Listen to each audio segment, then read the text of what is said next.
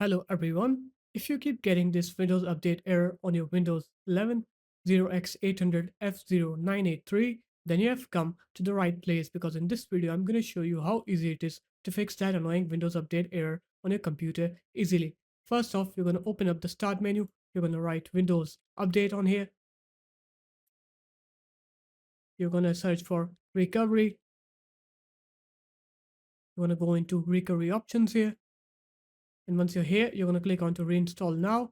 And then you're going to click on to OK. Once you click on OK, Windows will fix that problem using Windows Update. And after like a couple of minutes, it will fix the problem. And then you're going to go ahead and restart your computer. Once you're done with restarting, you can go ahead and update your computer. And the problem should be fixed. You won't get that error anymore. So there it is, guys.